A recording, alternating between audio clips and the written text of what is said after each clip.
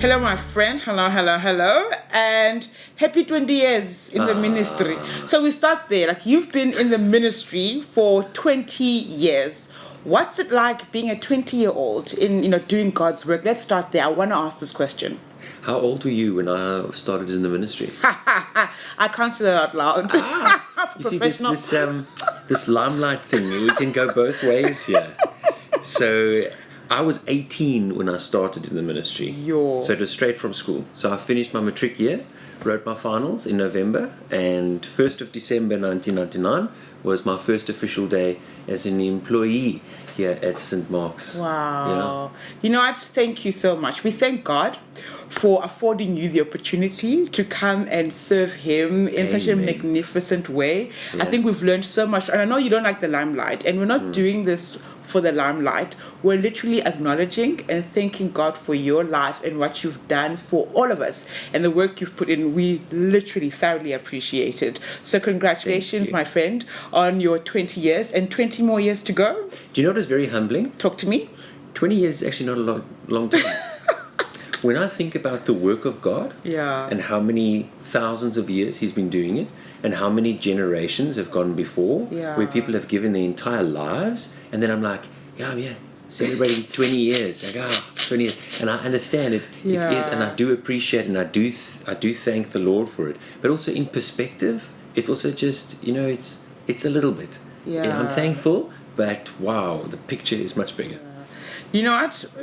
Of the many yeses that you tend to give as a person, saying yes to loving such a beautiful wife, saying yes to being an awesome father to such incredible kids, saying yes to being a lead minister to such a loving and carefree and beautiful church, of all those things, thank you for saying no to every other opportunity that was there before you came into our ministry. We're so honored to have you as our lead minister. And of course, as usual, this is the podcast. Yeah. And let's get to the podcast. Let's get to the podcast. Yes. Okay, I don't want to make this awkward for you, okay? And this is the fourth part of the Good Work series, and now this is the concluding one, which was quite fascinating. I had my friends there. How cool was that? And everyone else, I think, was there not just for the 20 years, but to conclude such a magnificent series. I feel that this was a fantastic series, so thank you for choosing that. And today was shutting the door on distractions, and we are distracted people, whether we're aware of it or we're not. But before we get to the content of distraction, please define for us, Warren, what distractions actually are. So distractions can be anything really, but the way that I want to define it in the context of the good work is anything that's going to take you away from what God has called you to do, and that makes it narrow. So that means that God has a specific purpose for you. He wants you to live a life that glorifies Him. What are you busy doing? Sure. So life can become so busy with so many other things that are not important. So it's a distraction when it takes you away from what God wants you to do. Now, that doesn't mean that everybody has to enter the full-time ministry when they're 18 years old, because life wouldn't function then. But what it means is every single person, wherever they are, God has a specific calling and a reason for you, for why He made you, for where He's placed you. And it is to fulfill that. That's such a fantastic and beautiful definition, and it's so refreshing, such that I have to ask this next question, although I now suspect the answer all of a sudden. But Warren, why do you think as people and as Christians specifically, we allow ourselves to be distracted? I think that we seek fulfillment and purpose in the wrong areas. True. So there's a longing that every single person has. I want to make a difference. I want my life to count. I want it to have meaning. I want to impact. I want to be remembered. We've got that. And sometimes we lose the battle and we don't care about it. And there are other times where we're like, you know what, I still want it. But then we go look for it in the wrong areas. Yeah. So I try and fulfill that deep spiritual purpose with physical things. And it's not going to work. So I will allow myself to get distracted by all of these things, thinking that they're going to fulfill that purpose, and they're not. So when it doesn't fulfill that purpose, I'm going to something else. And because I don't really know what it is that I should be doing, then anything is a distraction. True. It's absolutely true. Sorry, as you can see, I was still listening because I relate so much, and I feel that often when we are distracted, we don't think that we are being distracted. Like you said, we are, I don't know how to put it, unintentionally seeking a different kind of purpose and misaligning ourselves with God's intention and God's purpose. And we don't do it intentionally often. That's the reality. So we don't know that we are literally being distracted. With that said, Warren, what are the most common distractions that people face, and how can we counter those? So, and then let me ask you this: is a distraction positive or negative? It's negative. That's what you think. That's why you get distracted. Aha. Because when a distraction shows its face, it doesn't look negative. That is so true. It seems positive. And that's why you have to be able to say no to things that are good. And that's what's difficult about it. Sure. It's not easy to say no to something that is good. Does it have value? Yes, it does. Is it going to add and benefit you? Yes, it will. But is it what God has called you to do?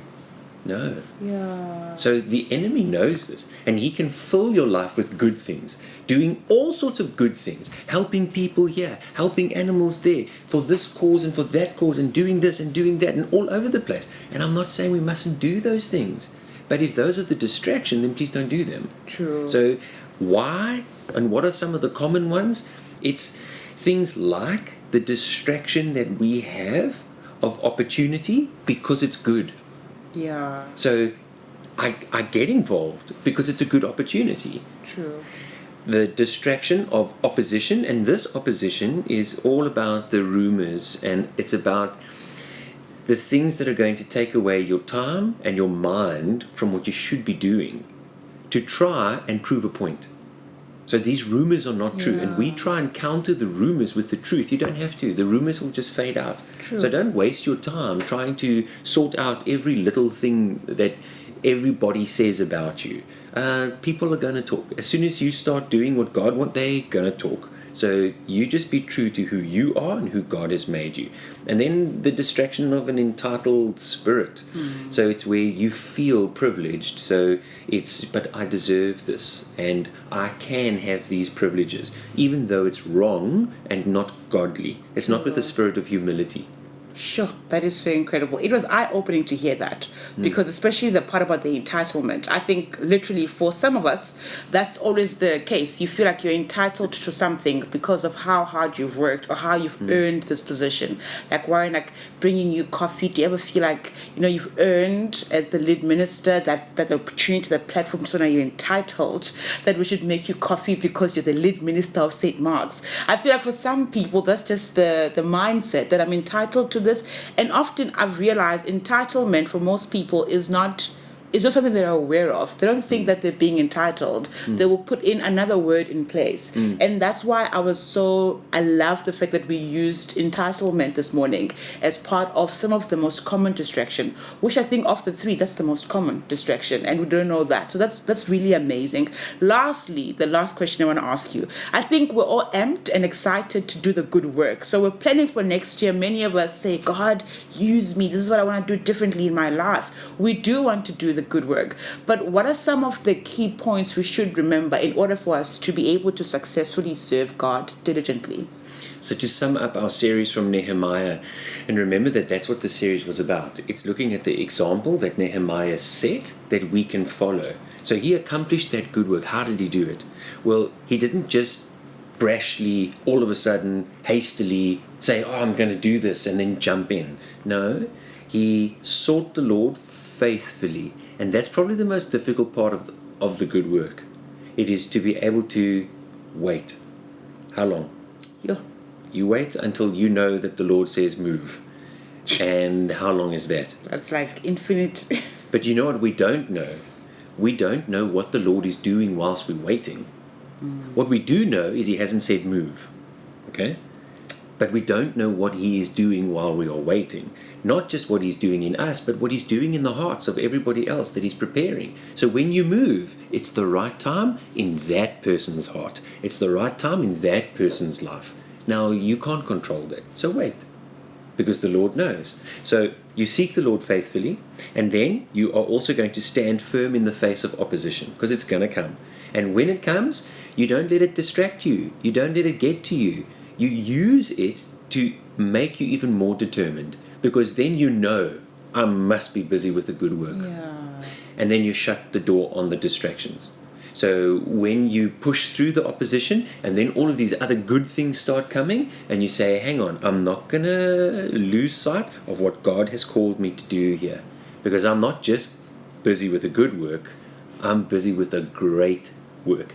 And I want to end with this, and then I want to say, you have to say no to the wrong things for the right reason. Sure.